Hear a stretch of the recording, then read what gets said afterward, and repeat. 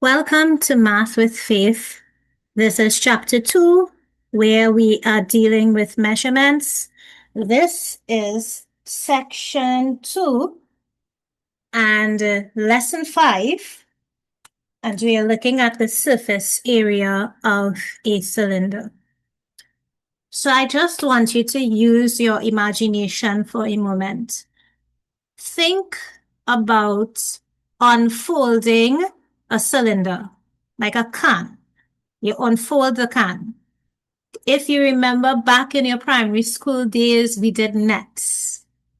What kind of net do you get? You get a rectangle with two circles. That's the net of a cylinder, right? So the curved surface of a cylinder is a rectangle. If you unfold it, you get a rectangular shape. And of course, the length of that rectangle would have been the circumference of the circle.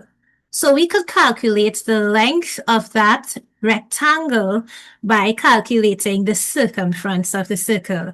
And the circumference of a cylinder, or a circle, sorry, is 2 pi r, right? So the length of the rectangle formed is 2 pi r. Now we know what the area of a rectangle is. The area of a rectangle is length by breadth, right? So the breadth now is just its height, the height of the cylinder. So therefore, the area formed by the curved surface area, or the rectangular part of that net, is 2 pi r by h, where h is the height of the cylinder. Given that the cylinder also has two circles, remember the net has two circles. It's a rectangle and two circles. So it has two circles on its surface. So those are definitely to be included in the formula for calculating the surface area of a cylinder. And of course, we know the area of a circle is pi r squared. So the two circles will be pi r squared plus pi r squared, which is 2 pi r squared.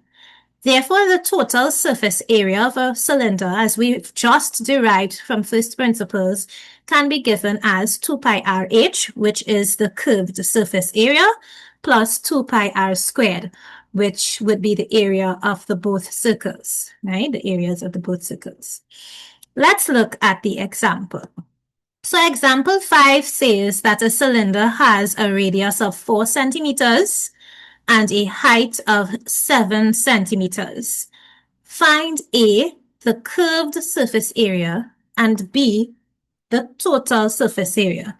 So we've just discussed at length that the curved surface area, when you unravel it, get its net, is the rectangle.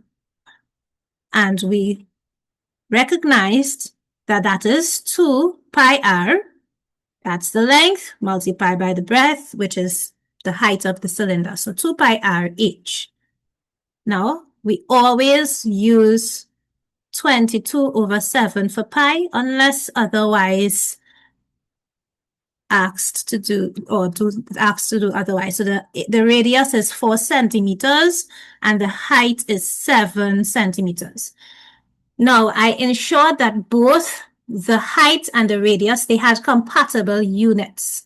Because if we have 1 in meters and 1 in centimeters, we can't just multiply it like that. We have to ensure that all the units are the same in order to plug them into our equation. So that's something very important to look at and remember. And that's when you put that into the calculator, that's 176 centimeters.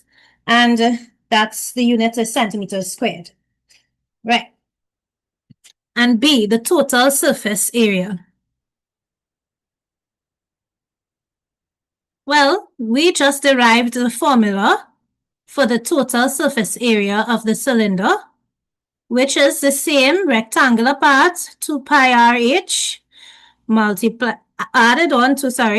plus 2 pi r squared, right?